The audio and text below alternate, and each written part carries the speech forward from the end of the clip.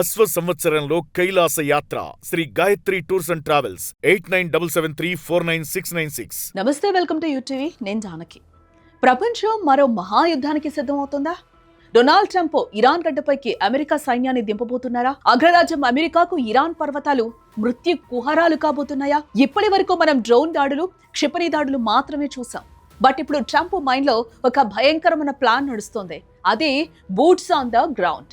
అంటే నేరుగా ఇరాన్ గడ్డపైకి అమెరికా సైనికుల్ని పంపడం అన్నమాట. బట్ ఇరాన్ అంటే ఇరాక్ కాదు, ఇరాన్ అంటే ఆఫ్ఘనిస్తాన్ అసలే కాదు.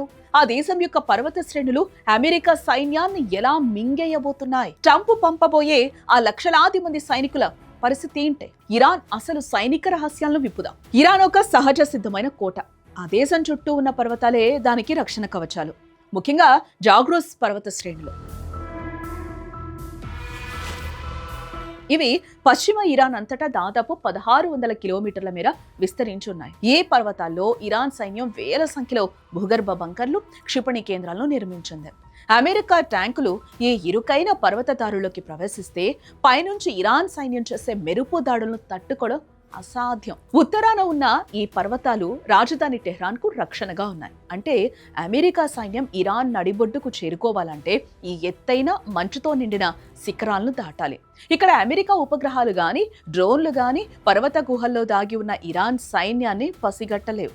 అందుకే ఇరాన్ సైన్యం ఇక్కడ అత్యంత బలంగా పోరాడగలదు. మరి ట్రంప్ ప్లాన్ ఏంటి అంటే, తాజా నివేదికల ప్రకారం ఇరాన్ పాలకులను గద్దె దించడానికి ట్రంప్ దాదాపు వేలాది మంది అమెరికా సైనికులను ఇరాన్ సరిహద్దులకు పంపే యోచనలో ఉన్నట్లుగా తెలుస్తుంది. గతంలో ఇరాక్ యుద్ధంలో అమెరికా లక్షల మందికి పైగా సైనికులను వాడిందే.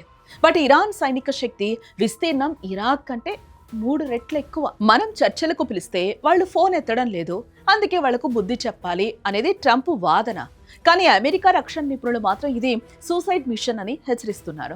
ఎందుకంటే ఇరాన్ గడ్డపై అడుగుపెట్టిన ప్రతి సైనికుడి బాడీ బ్యాగ్ లో తిరిగి వచ్చే ప్రమాదం ఉందని వారు భయపడుతూ ఉన్నారు. ఇరాన్ కేవలం పర్వతాల మీద మాత్రమే ఆధారపడదు.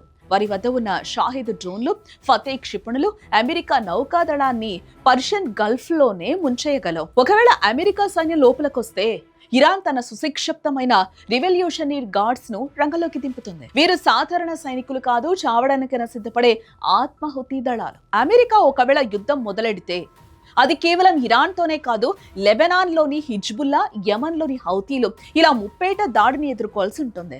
ఇది 3వ ప్రపంచ యుద్ధానికి దారి తీసిన ఆశ్చర్యపోవాల్సిన అవసరం ఏముండదు. సో ఇలాంటి పరిస్థితుల్లో ఇరాన్ పర్వతాల్లో అమెరికా సైన్యం పాగా వేయగలదా? లేక గతంలో వియత్నాం, ఆఫ్ఘనిస్తాన్లో ఎదురైన చేదు అనుభవమే ఇక్కడ పునరావృతం అవుతుందా? నా ప్రశ్న ఒక్కటే. అగ్రరాజ్యం తన అహంకారం కోసం లక్షలాది మంది సైనికుల ప్రాణాలు పణంగా పెట్టడం సరైందేనా? ఒకవేళ యుద్ధం వస్తే పెట్రోల్ ధరల నుంచి నిత్యావసరాల వరకు మన సామాన్యుడి పరిస్థితి ఏంటి? మీ అభిప్రాయాన్ని ఖచ్చితంగా కామెంట్ చేయండి. ఈ విశ్లేషణ మీకు నచ్చితే వెంటనే షేర్ చేయండి. ఎందుకంటే ఈ యుద్ధం జరిగితే దాని ప్రభావం మీ మీద, నా మీద కూడా ఉంటుంది.